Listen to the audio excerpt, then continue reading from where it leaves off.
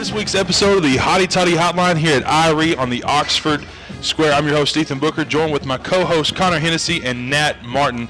And this week we're going to be talking a lot about Ole Miss basketball, baseball, and then spring football. We're going to hit that towards the end of the show, just talking about some things that are going on with there.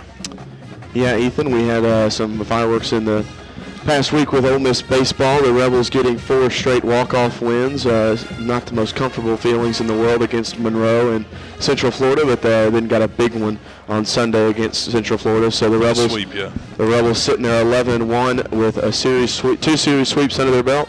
8-1 here at Swayze Field. So it was a big weekend and week for Ole Miss baseball. Not so much Ole Miss basketball now. Yeah, baseball's exciting. It was a lot of fun, and it really was nice weather out this weekend. And it was finally getting some good weather, so it was a big day. Saturday was great for the fans. Basketball struggling, and just same story, different week. Well, we talk about it and say, well, we're already out. Might as well have some fun with it and and get some nerves going for the fans there. But the Rebels close out the regular season coming up, and then move on to the SEC tournament soon. Yeah. Well, we got all of that and more coming at you here in just a few more minutes here on the Hotty Toddy Hotline. Time those hunger pains hit you, head to the famous Bees Barbecue, as mentioned in The Blind Side, the movie. In Oxford for 15 years and voted #1 ribs in Oxford. We'll cater all occasions, no matter how small or large the crowd is. We also serve breakfast from 6 a.m. to 9:30. Open 7 days a week, 6 a.m. to 8 p.m. Bees Barbecue. And don't forget to call about those tailgating trays, 662-236-7090. The Bees Barbecue, the best ribs in Oxford. The letter X. It's one tough letter, and the only one that stands for something. It's the mark of the unknown factor, the spot of the buried treasure, the model of rugged beauty. But what really sets it apart is its power to multiply everything.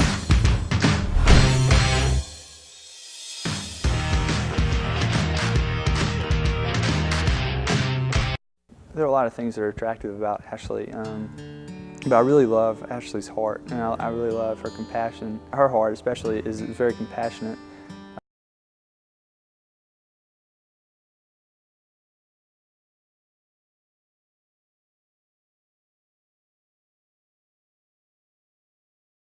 His heart for the Lord, like how much he strives to honor the Lord and pursues Him above anything else in his life. And I think that, first of all, is the thing that attracted to me before anything else. I remember I went home from Mission Metro and said, "Mama, you have got to hear this guy pray." I know, there's no doubt in my mind. We've been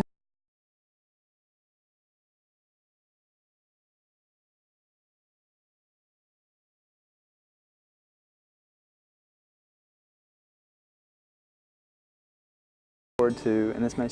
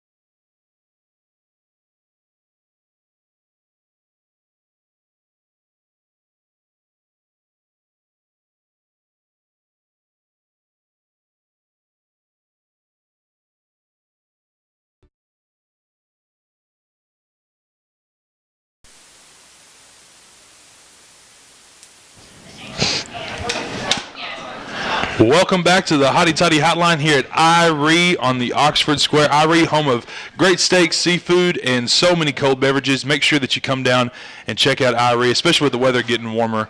Lots of great reasons to come down and check out IRE. But right now we're going to talk a little bit about Ole Miss basketball and our win against Alabama, but then we had a loss against Texas A&M, which kind of stinks, but, Yeah, the Alabama game was a good game. It was a good all-around effort. I wouldn't say it was an exceptional effort. We've done well at home. We've held it together at home for most part of the year. It's the road games that we're struggling so bad with. But you look, we had 4 players in double digits, a double-double, right, which is great. We haven't had very many of those at all this year because not many players of ours have been able to get 10 rebounds in a game. It was from a guy who shouldn't even be back yet with a broken hand or exceptional finger or whatever. And he came back early. We're talking Martavius Newby. Yeah. He shows up early and throws down a double-double.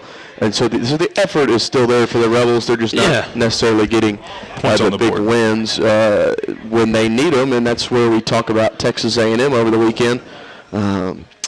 Rebels losing 71-60. Never really had control in the game. A&M really handled the game for the most part, but the Rebels losing to Texas A&M and pretty much kissing those tournament hopes goodbye if there were any left. The leading scorer for the Rebels was Jarvis Summers with 18. Marshall Henderson added 16, and those were the two that separated themselves. So yeah, it just goes to show you that our team, they're going to get 30 to 40 points out of those two guys every night. It's going to be about 35 points every time out of those two guys together. The rest of the team has to step up. We need a couple other guys or one other guy to get into double digits and a few other guys to score 8 or 9, and we can get enough. It didn't happen. And that's why we lost the game. We had Sebastian Saiz at 9 points, Ladarius White at 9, with the rest were 4-2-2. Yeah. So we've said it countless times on this show this year and even some last year talking Perez. Anthony Perez, Ladarius White, if we can get one of them going, or heck, both of them, maybe that would be a cool thing to do. That'd be neat. And I think the other issue, it's a deeper issue. Once I think Marshall gets frustrated when Perez isn't doing anything and Snoop, and they were both firing up threes. I think they were, 0 for 8 between the two of them from the three-point line. And so Marshall starts pressing. He does it in the second half, and he starts flinging it up from all over the place. And then you end up with something. He was, 5 for 18 in the game? And that's similar to that Mississippi State game last year at the Hump, where he was 3 for 19 from the field. He presses. He thinks he has to be the guy to win it for the whole team. And he's starting to work. Well, his days are numbered as a Rebel. He only has 2 more regular season games against at Arkansas and then at home, senior day against the Vanderbilt Commodores coming up. And so he's starting to play with even more of a reckless abandon that's possible. Right. And, the guy wants to do his best, and he feels like he's responsible for it. So can't blame him in that sense. But as a coach, you got to wrangle him a bit, I think. If you can. I don't know what to say about him. I mean, the guy's trying. He cares. You can obviously see that, but I just don't know about his decision making. He's not shooting as well this year. Obviously, they're defending him differently. Every team he's played has put a guy on him, and the guy does not leave him the whole game.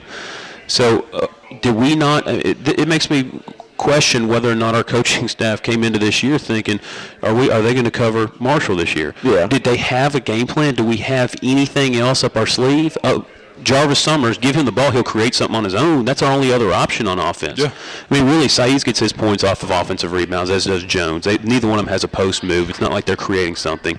Snoop does a little bit of drive to the basket on his own, and Martavius Newby does okay with that as well, but very minimal. It's not much. Perez does have it, but when he's off, he's off. He can't get it back, and you saw that with the A&M game.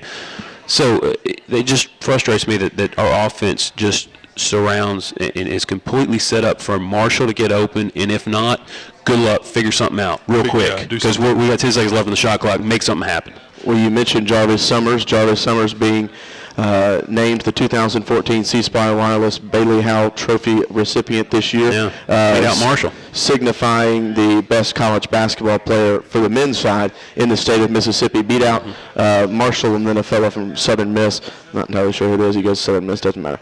But this is back-to-back winners for Ole Miss, as Marshall Henderson won it last year. If you looked at the fan voting last week, it looked like it wasn't going to be a Rebel this year, but then who knows? Jarvis came out with it, and then is it voted on by fans? I don't even know. Some fans and then some of the board members of the Mississippi Sports Hall of Fame. Okay. So it's not all fan voted. If it was all fan vote, Southern Miss easily would have had it, but they definitely won the fan because they portion. split the vote, and Jarvis and Marshall split our vote. But good for Jarvis. That's great. He deserves recognition. I hope it fires him up and gets him ready to go for next year. Well, We need him. Well, I think he well deserves this award over Marshall this year because Oh, just no his, question. his role in the team a little bit more, being a better team leader, being a better decision maker so far this season. So. Well, looking at the next two games coming up on the schedule, we got Arkansas, you said, away, and then we've got Vanderbilt here at home. That Arkansas game at Fayetteville is going to be a tough one for the Rebels. But the biggest thing is it's a must-win for U of A. Well, yeah, Arkansas's put themselves back into the tournament contention. They're now a bubble team, which, the first half of the SEC season, 8 games into the SEC play, we would have said, no way, we're a tournament team. They don't have a chance. Well, and this Arkansas team getting 2 wins over Kentucky. It's pretty impressive. Is in big fat bold letters atop their resume. No question. One of them being at Rupp Arena, one of them being back Bud in Walton, Bud Walton, Yeah. Mr. Arkansas here.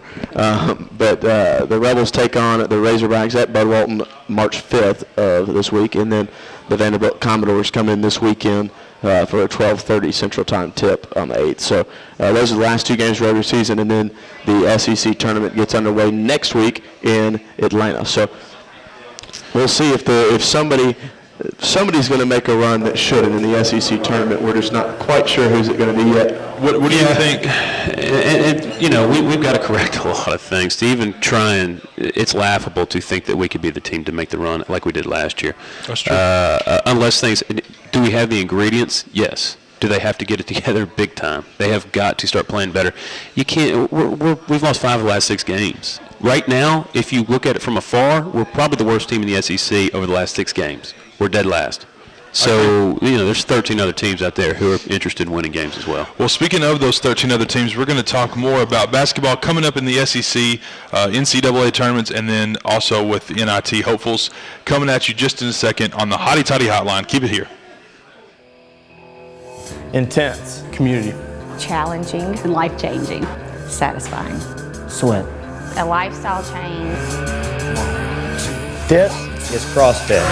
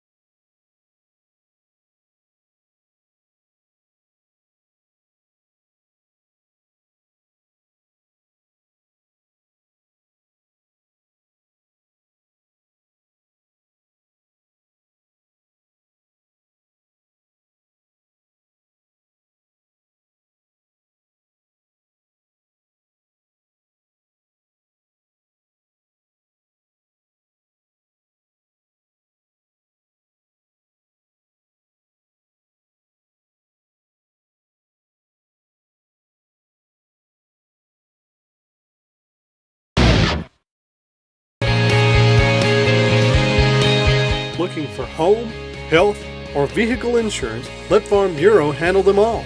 Lafayette County Farm Bureau Insurance will be glad to help with any insurance need you might have. With real claim service, stop in and see Wayne Perkins or call today 234-6232. That's 662-234-6232.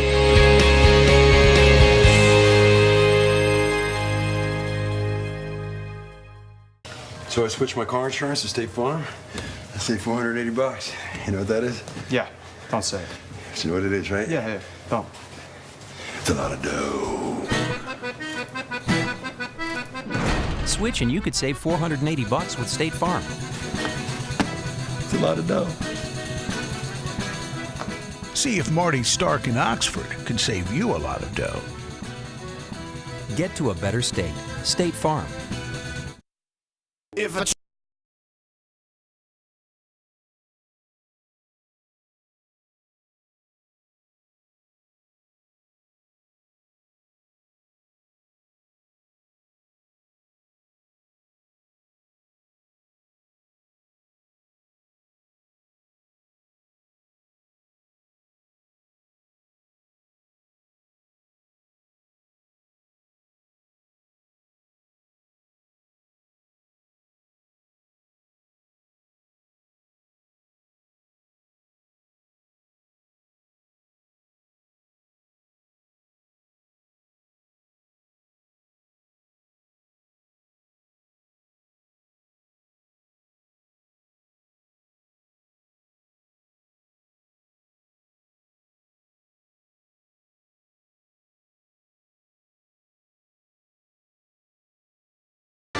Welcome back to the Hotty Toddy Hotline here at IRE on the beautiful Oxford Square.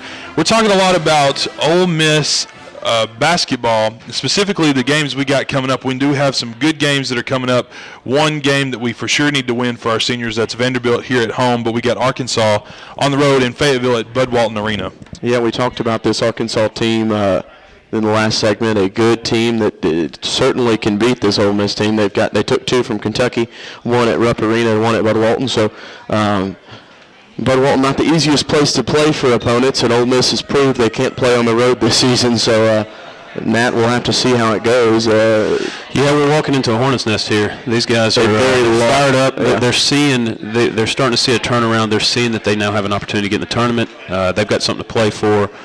I don't know what the Rebels have to play for, but and truthfully, you can expect this game for Arkansas, especially with them trying to get into that tournament. One, they're going to be loud in the. They've got a great fan base. Bud Walton, actually, just a little fun fact, since the Rebels are going there, is actually one of the biggest on-campus arenas in the country for basketball. Really? I mean, it holds like 22,000 people. Yeah. So it's a huge arena, and they fill it. They sell it out. Yeah. They weren't doing it when John Pelfrey was there before he went to Florida for the assistant coach, but now that Mike Anderson's back at Arkansas, they're filling the arena, they're selling it out, and I can promise you, especially for this Ole Miss game, and with this game being on the line for them, they're going to feel it, they're going to be loud, and they're going to want to win this. Yeah, I think this is their last home game. I think they've got Missouri on the road the following game, so this will be their last home game. Their fans will be there. They'll be fired up. We're in trouble there. They average 80 points a game. This is a scoring team. They're very, very good at home. We do not have the best defense, and I would say that A&M game that we lost last Saturday, the defense was atrocious. We couldn't defend anybody. We couldn't stop them at all. So if we don't show up ready to play. Now, we did have a stretch for about 3 minutes there in the second half where it looked like we got fired up, got motivated, played some good hard defense, and actually started shutting them down, but that was kind of short-lived. Besides just defense, what do you think Ole Miss has to do to win this game at Arkansas? Well, there's a ton of things. Number one, we always harp on the rebounding. Offensively rebounding. Yeah. Actually, our offensive rebound is not awful, but our defensive rebound is terrible. Yep. It is absolutely terrible. And our problem is we play this zone. So Kennedy's gone to this zone theme this year, and I guess that he's kind of figured out that really pure shooters are almost non-existent in the SEC. There aren't that many teams that can night in, night out just drain them from three. So pack it all in, let them try and drive, and then we can stop them. And it's a pretty good plan, especially since I believe that Kennedy's doesn't believe that his players can man up one-on-one across the board, all 5 players. So he packs them in, plays this 2-3. The problem is 2-3 is as soon as they fire a shot up, 2 guys are out of position, you can't get a body on a body, and then they're getting a bunch of offensive rebounds on us. So, that's one of the things we can do is not give them second chances. That's been killing us. B, not fling it up from three-point land and shoot 25% like we did against A&M. I 100% agree with you. Yeah, how do we not realize when we're on the road, it's hard to shoot threes. It's very difficult. Find another way to score.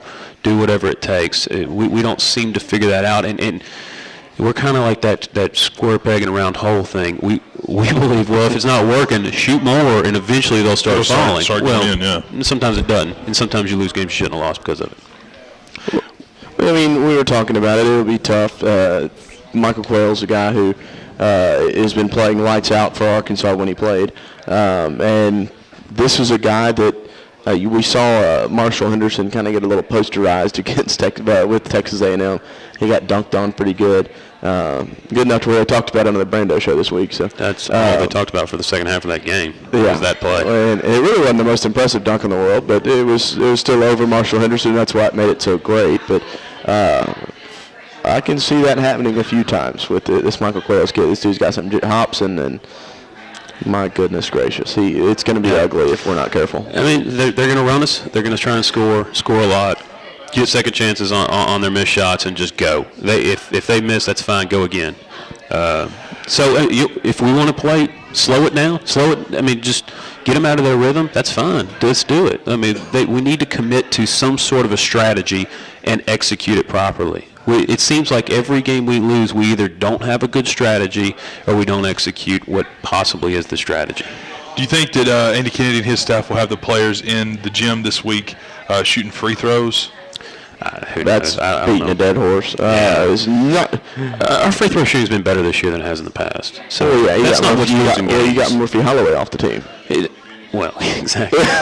and Buckner wasn't any good either. Right. Yeah, it's just going to get better just because of that. And I think if DeMarco Cox wasn't shooting free throws, it would probably be 20% higher. So Marco Cox isn't shooting free throws. He's not playing in the games. when he shoots free throws, He's terrible, but he only gets 2 a game max because he's not.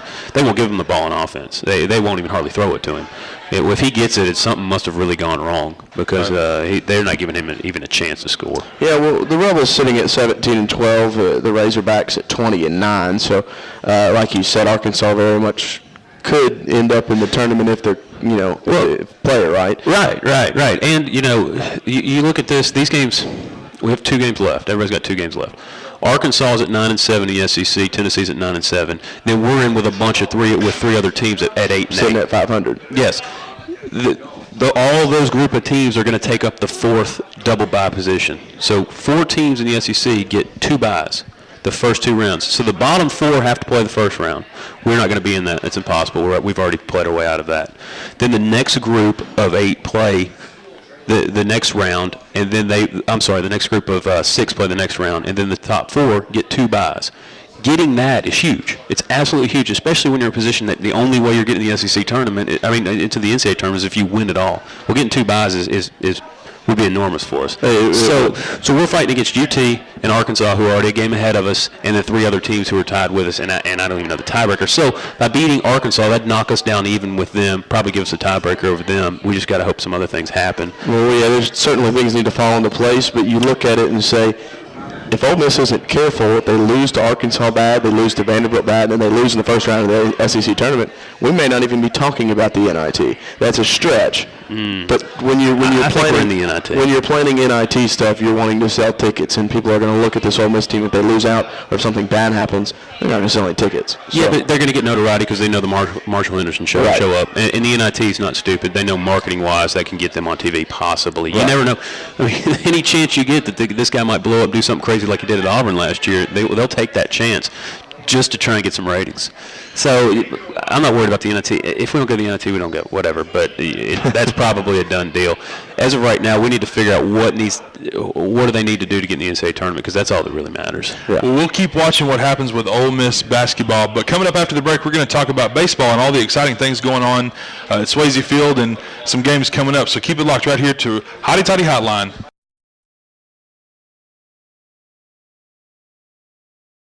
We got to be pretty good friends that summer. We, hung out pretty much every day. We worked together all summer and got to be really good friends. And through that process of us getting to be good friends, I think I just started to have a little crush on him. And funny story, I guess her car broke down at the beginning of the summer, and so, we lived pretty close to each other, so, she had to have a ride. So that's kind of how we got to know each other, is just, through riding to work and from work together. And he kind of approached me one night and said, look, this is the way I feel about you. And so that's kind of how the whole process began.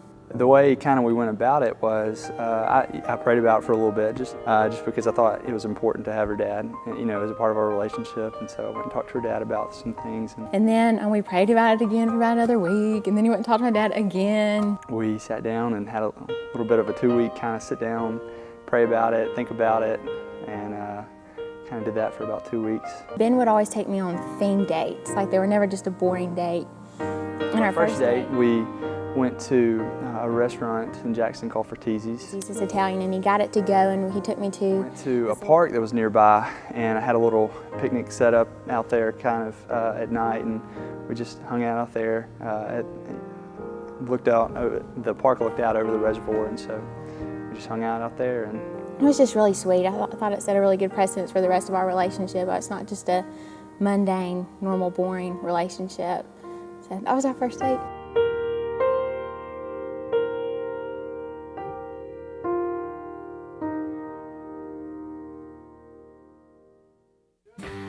Family owned and operated since 1959, the Beacon Restaurant is the gathering place in Oxford for family and friends. Come in, grab a seat with a familiar face for a down-home breakfast and a fresh cup of coffee. You might even hear a lie or two. Breakfast not your thing? Then try our signature plate lunches. For service with a smile, come join us for any meal at the Beacon Restaurant on North Lamar in Oxford. And nah, we ain't got no sweet tea. Furniture World, home of the better buy. Get more selection with even more savings. If you're needing furniture for your home, apartment, or dorm room, we have the quality that you want at the prices that you can afford. We also have interest-free financing with approved credit, plus free delivery is available within our area. So come by and see why we're Oxford's #1 furniture store. Hello and welcome back to the Hotty Toddy Hotline. I'm your host Ethan Booker, joined with co-host Connor Hennessey and Nat Martin.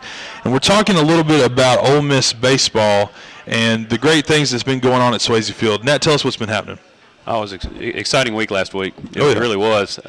Between, let's say, Tuesday, Wednesday, 2 walk-off wins against Louisiana Monroe. Got it on an error on Tuesday and then got a hit on Wednesday. Well, officially, on Tuesday it was a hit. Oh, they turned it into a hit. It was officially turned into a hit on that play. The ruling was that Braxton Lee was going to beat out the throw anyway. So and that's possible. He's so fast, he might have. But it was ruled a hit, and the Rebels got the win over possibly the most ugliest uniforms I've ever seen in any collegiate sports and beyond. They looked like they were wearing, and no joke, David Kellum said this, looked like they were wearing pajamas. So did you see them? It was like these dark gray Adidas sweatpants, and they had to be winter uniforms or something. But ugly. They were ugly. But the Rebels got an ugly win over those ugly uniforms, 5-4 on Tuesday, and then came back on Wednesday, and it was another one-run win. A 4-3 win. Rebels come from behind in the 9th inning there. So and that's clutch. Those tight victories are great. We talk about it all the time. We talked about it a lot this year in basketball about how important it is to be able to win those close games and pull them out in the end. Another thing, like we talked about last week, any team from Louisiana playing is a good team. They've got good players, so those are big wins. They really are. Well, it's for a team that's young in a lot of positions. Talking Ole Miss baseball, it's a big boost to get these wins. No matter who they are, when you win a game in the 9th inning 2 nights in a row, that's a big morale booster for a team that, still early. Lost 1 to Georgia State, and then you have 4 straight walk-off wins. I mean, they're sitting there on top of the world right now, looking into this midweek game against Memphis, and then a series against Arkansas Little Rock. So Friday night UCF 13 innings, walk-off with a win. Yep. Saturday, beautiful Saturday. It was great out. I went to that game and loved it. It was 10th inning. Will Allen hits one over center field fence. Roped it. Yeah, absolutely. Had center fielder go up and almost make the play. That was the best beer shower so far this year. I didn't even see it. I wasn't paying attention. It was so hard to tell because we have that blue wall behind the wall. Yeah. It was hard to tell. I didn't know if we hit it out. I didn't know what happened. Their player hammered the fence. Ball came down, and I thought that the guy caught the ball but dropped it. And then he was laying there, and I thought, well, he might want to get up and throw it in, or our guy's, going to keep running. And then I realized that I completely missed what happened. It hit the back blue wall, and it was a home run. So. Well, we had just been talking about, myself and some others had just been talking about, you haven't seen in a while an Ole Miss player hit one that way. Usually it's, to far left where the wind will help you, or to far right. But we haven't seen one straightaway center in a while, and Will Allen proved us wrong. We actually joked that he absolutely mad. We actually joked with the new bat technology in college baseball that no one could probably ever hit it over that blue wall again. And I'm impressed. I'm impressed by him a lot. We hadn't seen him in 2 years. He didn't start last year very much, being that he lost his position. So he played a lot of DH in other places. Exactly. But he has gained a lot of weight. He's really put a lot of strength on. Grown out some Bo Wallace flow too. Yeah, well, that's a good look. But he's smoking the ball. He's absolutely mashing it when he hits it. So.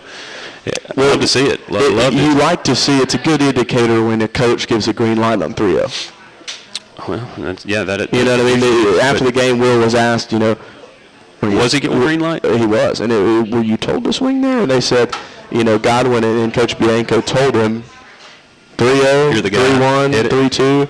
Dude, if you see one you like, swing at it. Because here's the deal. Bianco's argument was, a 3-0 pop out is no different than a 3-2 pop out. A 3-1 pop out, in his opinion, you're still out. So you might as well, if you see one you like, you might as well get a good bat on it, and that's exactly what he did. He was trying to put it in play. He put it out of play, though, which is even better. So yeah, and I don't know. I mean, maybe maybe Bianco doesn't really care about his base running skills or something. I guarantee you, we've got 3 or 4 guys that, if they have a chance at 3-0 to walk, they take the walk. Oh, absolutely. And wait till you get the walk. We need your speed on the base path. Right. Earl Robinson being one, Braxton Lee being another, bunch of quick guys. You're not going to say green light to those guys. But No, absolutely not. And we've got a lot of speed, and they just. But you know what? We're not stealing bases. I don't understand that. Errol Robinson was on late innings on first base. We bunted him to second. Why not try and steal second and then bunt him to third if you get a chance? And Doolin was the one behind him who laid down a really good bunt. So I'm curious to see. We're playing some small ball, trying to get some runs, and maybe Bianco just knew that this series small ball was going to win. It was going to be we were going to be able to keep it off, keep the runs off the board. But we're really not pushing with the running yet, so we'll see. It's kind of a taste of last year's baseball for Ole Miss, little Billy Bean type baseball, Oakland A's of early 2000s with, getting, base runners on, but no stealing. All that, if you get on base type thing, doesn't matter how good you are defensively. But it's a little bit of that, a mixture of both in a lot of aspects. You see a lot of dinker ball, softball slap hits and stuff like that. And you're not seeing a lot of guys trying to swing, the heck out. They're doing what they need to do, and that's it. And then they'll trust the base running. But really, we haven't seen that half of it, the base running half of it yet. No. Now they may be saving it for conference play, not showing any game plan. Who knows? Or maybe they had a catcher that was known to be an absolute stud who throws everybody out. Maybe. I don't know. I don't know. Maybe they had a Stu Turner on their team, or I don't know, Mike Bianco. I don't know either. But I think it goes back to what you were talking about earlier with the bat technology changing. Everybody's game plan has changed. That gorilla ball that LSU used to play is gone. That's not going to happen. You're going to get 4 guys who can hit a home run every time. Brian Clark, I think, not Brian Clark, Matt Clark for LSU hit 28 home runs a few years ago. Well, and gorilla. Playing gorilla ball. That's what I'm saying. You're never going to see a player hit 28 home runs again. Oh, you're saying before the bat change. Yeah. Hit 28 home runs for the Tigers, and you're never going to see that again, in my opinion, unless you just have 14, he's a monster. He's an absolute monster. Right. And we might have a couple guys who do that this year, the way we're hitting them. The most we're going to get is like 6. All right, let's just be real. I mean, well, 6, 8, 10. If you're just tuning in with us, this is the Hotty Toddy Hotline. We're talking about Ole Miss baseball and the great things that's been going on. We just had this sweep this weekend against UCF, and going forward, we got a game against Memphis, and then coming up Arkansas, Little Rock, as Connor was just telling us about. Yep, so this weekend, the 7th, 8th, and 9th, start times Friday at 6:30. That game should be a network broadcast for the Ole Miss radio stuff, and then Saturday it will not be a network most likely because the basketball game will be played at noon, 12:30. I almost said noon 30. 4 o'clock against Arkansas Little Rock, and then Sunday a 1:30 start time. We'll matinee there at Swayze Field again, and hopefully the weather cooperates. We've had some snow again in the area, and it's actually supposed to warm up. It's supposed to warm back up, so it should be good in the sunshine. So, and then the Rebels, the 11th and 12th, a little midweek action next week, heading to Hammond, Louisiana, down in that part of the state of Louisiana, to take on Southeastern Louisiana, who gave LSU some trouble, I think, earlier this year. Yeah, go back to the Memphis game. That's going to be a big test. That's going to be when we know how good we really are. They went down to beat Mississippi State already. They're 10-1. Well, so did Holy Cross. They're playing good ball. Yeah, that's true. Well, unfortunately, we don't get to play Holy Cross and get that test, but we get this test. But I don't know who will pitch. If we've got a 3-game series coming to the following weekend, we're not going to pitch one of our weekend starters. Well, if we're talking about Southeastern Louisiana, we'll throw. We're talking about Memphis. Yeah, Memphis. And we'll usually throw an ace against us. We'll either throw Wags or Josh Laxer will be one or two. Yeah. So it'll be a big test. We need to have a good effort out of the young guys. But here's the thing about usually our midweek games, we play a bunch of guys who don't get a chance to play much. If you look at our team this year, it's all new faces. There's only, I think, 2 positions that were starters last year. Rossfield and Sykes Orvis. Well, or Overby, depending on who starts at first. Right. And then and Overby will play some second base a little bit too if he mixes in there. But, and then you see Austin Anderson, who's moved over to third base. We had 2 freshmen starting middle infield this weekend. Yeah. With Errol Robinson and that gives great hope for this program when you look at if we can get them to stay. Now a lot of them have to stay because they're young. Well, those 2 have 2 more years until they're draft eligible. So 3 more. Yeah. So Errol Robinson and Doolin, the young kid out of Memphis. Have you seen that guy's headshot? It was the most awkward thing you've ever. He actually asked if he can retake it, and they said no. Poor guy. And also, have we observed that? Have you heard his walkout song? Well, he's not the one with Party in the USA. That's Colby Bortles. But Party in the USA, that's the one they pass down to the freshmen each year. So, which, he was a pretty big get. His older brother being, he might have had some vested interest in this weekend. His older brother being the quarterback at UCF, who's fixing to be possibly the first overall quarterback taken in the draft. Yeah. If Johnny Football doesn't go, which we can have an NFL draft segment later in the show. But I think it's interesting that his brother's playing for Ole Miss now and actually getting some playing time as a freshman. Yeah, his walkout song's Party in the USA. But the Arkansas Little Rock series coming up this weekend, and then the Rebels heading to Hammond, like I said, and that Hammond series, the Hammond two-day series. If you're in the area, March 11th to 12th, 6:30 and 4 o'clock in Hammond, and that's what prepares the Rebels for a tough road test to start conference play in the Southeastern Conference, March 14th, 15th, and 16th, the second week of the Rebels spring break, the second weekend of the Rebels spring break. The Rebels head to Columbia, South Carolina to face a good program, the back-to-back national champions in 2009 and 2010. Sure, those aren't the same players, but same coach and the same group. Same system. Same system. That's what I meant. They've got a good culture over there. They really are doing a good job with baseball. They turned it around. They were struggling. I'm just glad Michael Roth isn't there anymore. That dude was nasty. He was a nasty pitcher. It was never fun to face that young man. But if the Rebels can go to Columbia and get some wins, that'll be. You don't really know the test of the season until you get to conference play, and a lot of times you get like last year. Yeah, you show up to conference play and realize you're not as good as you thought you were. Right. Or you start believing your own hype, like we talked about last week. So they finally got in the top 25, and I'm starting to worry about that. When they moved up to 18th, I believe, 18, 17, something like that. An insane jump from nothing to. Well, they were 24 in one poll last week. Okay. Not really a significant. The baseball polls are so weird. You can be 18-1 and non-existent in the others. So. Well, we got all that and more coming up for you in just a second on the Hotty Toddy Hotline. We're going to talk a little bit more baseball, but we got a lot of football to cover, so we'll be back here in just a second. Keep it tuned right here.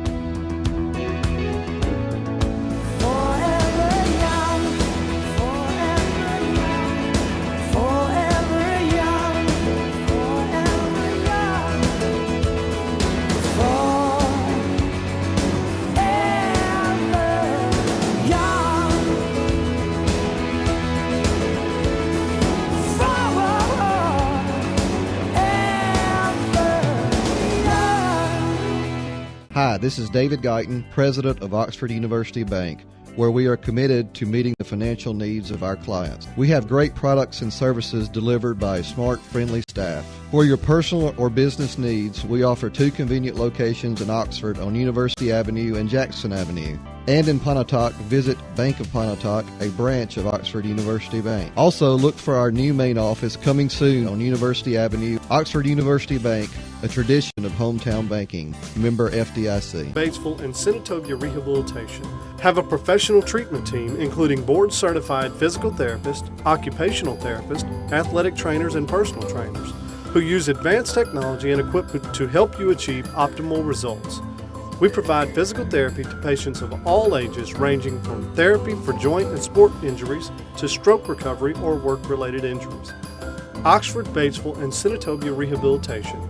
Healing in motion. 25 years, property owners and lawn care professionals have been turning to one mower. Dave and I have been using these mowers on our properties for years. You got that right, Harold.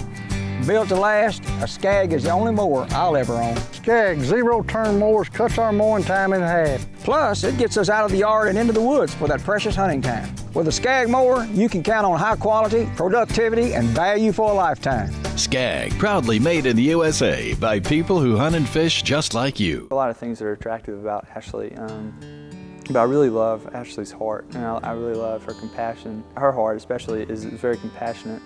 And so I really like that a lot about Ashley, and she, she's intelligent, and so it's always good to have intelligent conversation, and so that's also very attractive. I like that a lot about Ashley. His heart for the Lord, like how much he strives to honor the Lord and pursues Him above anything else in his life. And I think that first of all is the thing that attracted to me before anything else. And I went home from Mission Metro and said, "Mama, you have got to hear this guy pray. I know there's no doubt in my mind where Ben's going to take us in our marriage."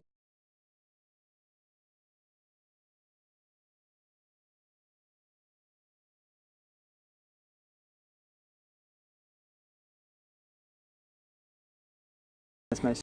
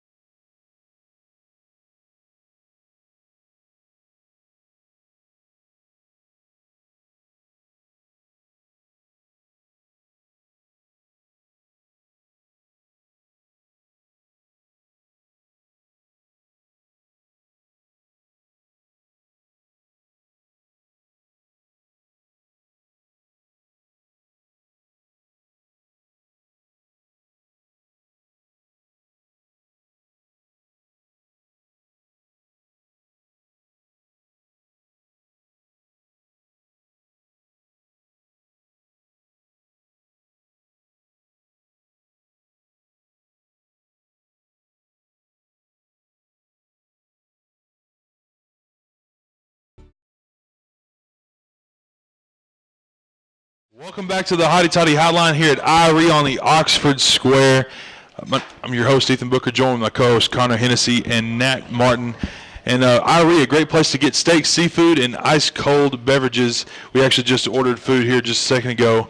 I absolutely love their bacon-wrapped shrimp. It's the best thing, I think, personally on the menu. Connor, what'd you order? You can never go wrong with the IRE burger here at IRE. It's one of the best menu options here on the Oxford Square. And IRE, I believe, has the largest beer tap selection right here on the Oxford Square. So if you're wanting to come, whether it be in the fall for Monday Night Football, whether it be for the NCAA tournament, who knows, WrestleMania, I don't know, whatever you want to watch, I'm sure they can throw it on the television for you. What about you, here at IRE? Yeah, I can't wait for the start of the NCAA tournament. Man, I thought you were going to say WrestleMania. Noon till midnight, sitting here watching these TVs, having a draft beer. You mean you're not going to come watch WrestleMania? Well, no, of course not. And you kind of feel like I can't wear my outfit. I always get into the actual outfit. Fun fact, Ben Garrett from the Ole Miss Spirit's a huge Macho Man. Ben Garrett's a huge WrestleMania WWE fan. But whatever. If you want to join the conversation with us, our toll-free number is 800-420-3462. Locally in Oxford, 662-533-8579. Almost forgot the area code of the town I've lived in for quite a few years. So we're talking Ole Miss baseball, Nat, and we were talking earlier in the show about the new faces. We've had some redshirted players, so we're not going to cover them. We'll talk about them next year. But some guys returning. First off, Houghton Buchanan, who didn't play at last year because of an injury. John Gatlin, who didn't play for last year. Gatlin already having some early pinch hitting time and getting some playing time there as a reserve. But then you look at some freshmen and some junior college guys. First, Dalton Doolin, the guy who's played a lot for Ole Miss, pretty much every game, if not every game. Had an opportunity to actually was one of the ULM games. He reached base to keep the game alive. And Doolin's one of these pretty good get for us. I believe his father's the one who runs the Doolin Academies. He's one of these prodigy childs. He's been Memphis playing baseball University. since he was 3. He plays it. They've probably been playing it year-round since he was 3. So, he was a pretty big get for us. There's a lot of expectations out of him. Came out of MUS.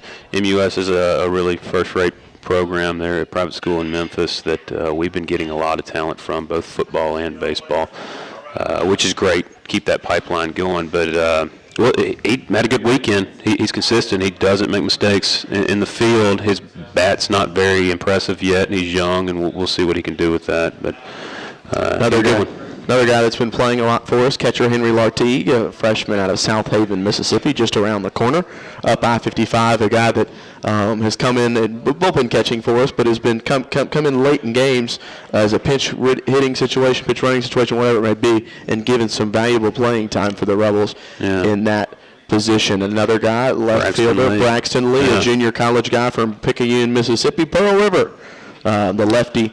When it comes to batting, so he's been doing good. I mean, he's lead off for us. He's got a terrible haircut, but he can't win them all. But he's got a great speed, real consistent out in left field. He made some good plays. He seems to have a good arm. I haven't seen him challenge anybody, or I haven't seen anybody challenge him, I would say. I was trying to think. I guess, no, I take that back. There was the one play where he gunned it home and almost got the runner on Saturday. And Will Jamison have both done that now this season. Will had a big one against UT Martin a few weeks ago from right field. Now, Will's not a new face. Will's back in right field for the Rebels. But Now let's talk shortstop. Errol Robinson, the freshman out of Boyd's, Maryland, St. John's College High School. So and that's an interesting get. Hey, first of all, when do we start recruiting Maryland? How do you recruit Maryland? And how do you get a guy like Errol Robinson, a guy like Errol Robinson from Maryland to come to Ole Miss? He's a great get. He's a great pickup. It's going to be big for us. Have you seen his? He looks like he's about 12 years old. He looks like he's at least 13 and a half. We're recruiting, that's okay. Little leaguers now, but he seems to be pretty good. We'll see. He's got. I tell you, he had one play on Saturday as well where they hit a line drive to him. He grabbed it and then threw to first to try and get the runner out who was on base already. And I didn't know why he's throwing it. He got him. They did get him. He got him. Okay. It was unbelievable. I couldn't believe it. I thought, what was this dude doing? He's just wasting his time. He nailed him. So that was a pretty impressive play. So he's got a great arm. He's got a good glove, though. Another freshman out of South Haven, Olive Branch, Mississippi, South Haven High School. Wyatt Short came in and pitched for us in the midweek game and in some of the over-weekend games, taking Brett Huber's number 38. It's big shoes to fill if you're going to take that number. So far, he's been doing a fine job. And, I was talking with somebody about this. If you're I told the guy next to me, I said, look, if they're bringing in a guy who's 5'8", he must have some really good stuff. And the reason I say that is Division I schools don't get pitchers that are 5'8". Period. They just don't do it. What they do is they go take a kid who's 6'4", who can throw at 85 miles per hour. It doesn't matter if he gets shelled every time in high school. They don't care. They assume, well, we'll turn him into a player. We'll make a player out of him. Well, this guy came in at 5'8", and I turned to the guy next to me. I said, man, he must be good. I'm telling you, he's going to be really good. And he came in a really tough spot. Got us out of a jam. He had a great outing. He did really well. I was pretty impressed by him. We're going to talk two more guys. Another junior college guy, Christian Trent, out of Madisonville, Louisiana, Delgado Community College, right over there on Airline. Yeah, and Christian was a guy who went to LSU. Recruited by, went to LSU. Ended up at Delgado, right next to the beer plant in New Orleans. Is that where? I have no idea. I've never heard of it before. I drove by it many times this past weekend in Mardi Gras season. That's where I stayed. How could you get anything done in college if you're right next to a beer plant? They must not next to New Orleans. It's in the city of New Orleans. It's in Metairie though, but Christian Trent been doing well for us. Had some good outings. Could end up being a big time starter for us. I thought he had a great outing. I think he stayed in about 1 to 2 batters too long. He could have gotten the win. That happens. It's early in the year. Starting to struggle. It was the 7th inning. We're up. I mean, we're only down. I'm sorry. We're up, but they've only got 1 run on the board. They put 2 men on. They leave him in. They rope in a double. Yeah. Bring both runners in, and then they pull him. Well, and they pull him with a tie game. If they'd have pulled him before, maybe we could have gotten out of the inning. Maybe kept the lead. And so he didn't get the win. Another guy filling a big number, J.B. Woodman, wears number 12. That was worn by Tanner Mathis. Yeah. He's a freshman out of Edgewater High School in Orlando, Florida. Has he played? He has played a bit. Seen him he has played, and we've seen him in right field for Will Jamison a little bit. Okay. And we've seen him in pinch hitting in situations. So another good face for us, and he has an arm too. So we'll be able to see good things from him, maybe to replace Jamison in the long run once Jamison moves on. Either way, there's a lot of new faces. Everywhere you look, we've got new faces, and it's good opportunities for them to come out and play hard. Well, coming up here in just a second after this break, we're going to be talking about Ole Miss football. So keep it locked right here. This is the Hotty Toddy Hotline. This is a photo of a toasted, tasty Nuke's sandwich and another of Nuke's crispy California-style pizzas and supremely satisfying salads and oh, so decadent desserts. Of course, they're just photos, but proof enough that a picture can tempt 1,000 taste buds. Come to Nuke's and enjoy our signature dishes made with the finest, freshest ingredients in person. After all, taste buds can only take so much tempting. And those hunger pains hit you, head to the famous Bees Barbecue, as mentioned in The Blind Side, the movie. In Oxford for 15 years and voted #1 ribs in Oxford. We'll cater all occasions, no matter how small or large the crowd is. We also serve breakfast from 6 a.m. to 9:30. Open 7 days a week, 6 a.m. to 8 p.m. Bees Barbecue. And don't forget to call about those tailgating trays, 662-236-7090. Bees Barbecue, the best ribs in Oxford. Welcome to Furniture World, home of the better buy. Get more selection with even more savings. If you're needing furniture for your home, apartment, or dorm room, we have the quality that you want at the prices that you can afford. We also have interest-free financing with approved credit, plus free delivery is available within our area. So come by and see why we're Oxford's #1 furniture store.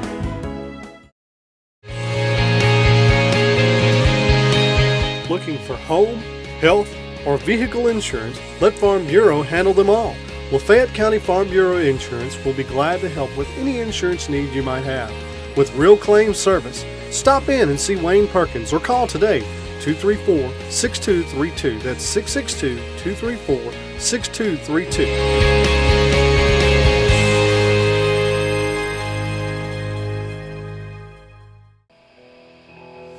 Intense. Community. Challenging and life-changing. Satisfying. Sweat. A lifestyle change. This is CrossFit.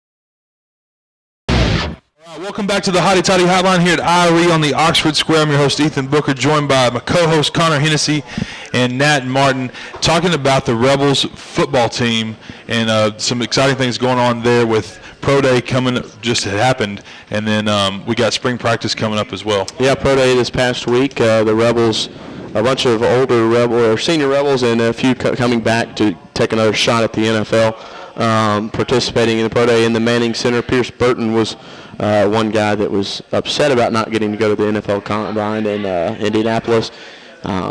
So he was one of many. He started 26 games this season, so he was a big player on our offensive line and had a pretty average Pro Day, if you ask me. Another guy that returned to Ole Miss is Nick Brazel. A lot of you may not remember, some of you may.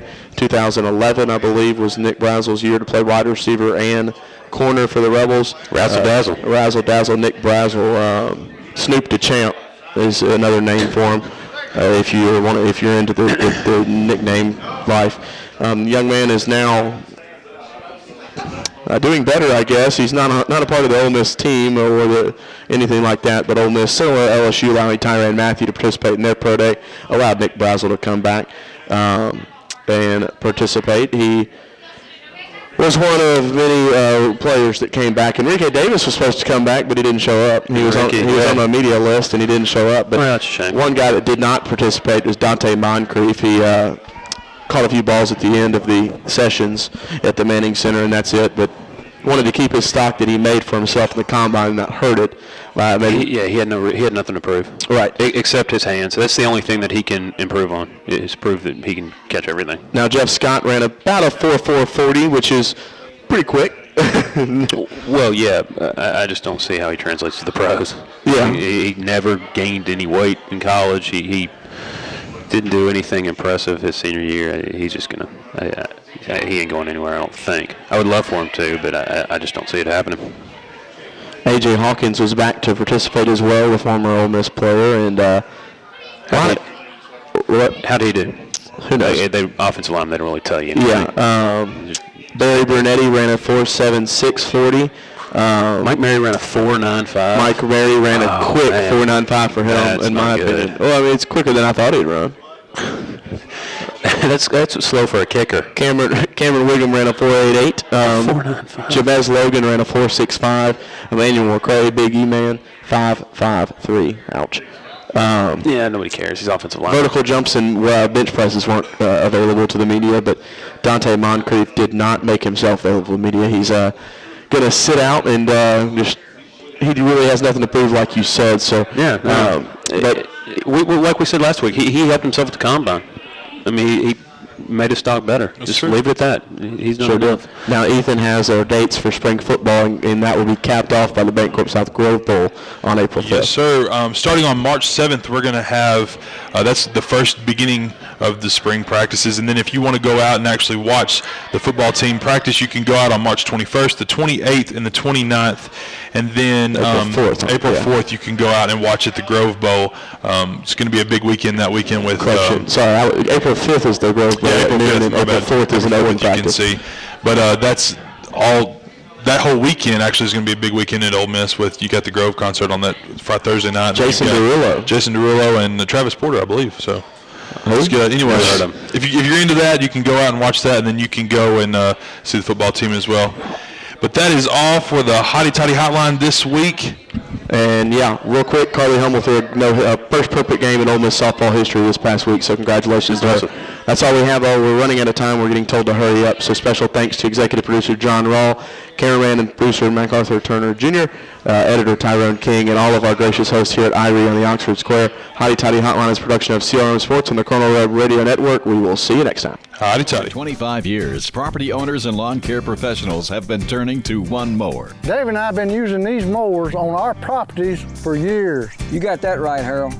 Built to last, a Skag is the only mower I'll ever own. Skag zero-turn mowers cuts our mowing time in half. Plus, it gets us out of the yard and into the woods for that precious hunting time. With a Skag mower, you can count on high quality, productivity, and value for a lifetime. Skag, proudly made in the USA by people who hunt and fish just like you. Oxford, Batesville, and Senatobia Rehabilitation have a professional treatment team including board-certified physical therapists, occupational therapists, athletic trainers, and personal trainers who use advanced technology and equipment to help you achieve optimal results. We provide physical therapy to patients of all ages, ranging from therapy for joint and sport injuries to stroke recovery or work-related injuries. Oxford, Batesville, and Senatobia Rehabilitation. Healing in motion.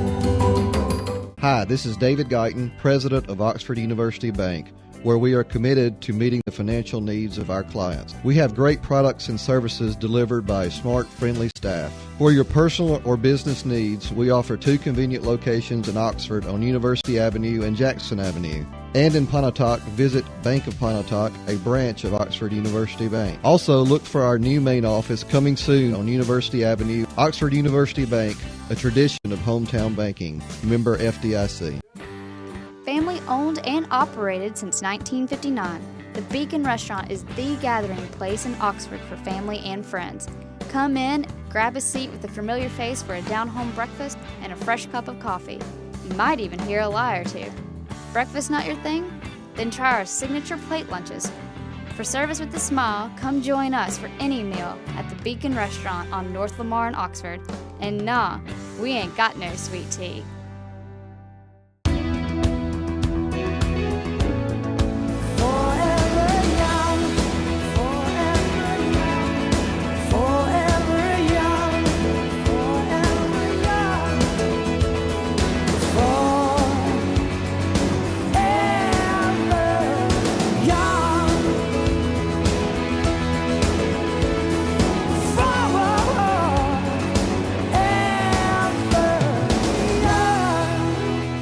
The next time those hunger pains hit you, head to the famous Bees Barbecue as mentioned in The Blind Side, the movie. In Oxford for 15 years and voted #1 ribs in Oxford. We'll cater all occasions, no matter how small or large the crowd is. We also serve breakfast from 6 a.m. to 9:30. Open 7 days a week, 6 a.m. to 8 p.m. Bees Barbecue. And don't forget to call about those tailgating trays, 662-236-7090. The Bees Barbecue, the best ribs in Oxford. Welcome to Furniture World, home of the better buy. Get more selection with even more savings. If you're needing furniture for your home, apartment, or dorm room, we have the quality that you want at the prices that you can afford. We also have interest-free financing with approved credit, plus free delivery is available within our area. So come by and see why we're Oxford's #1 furniture store.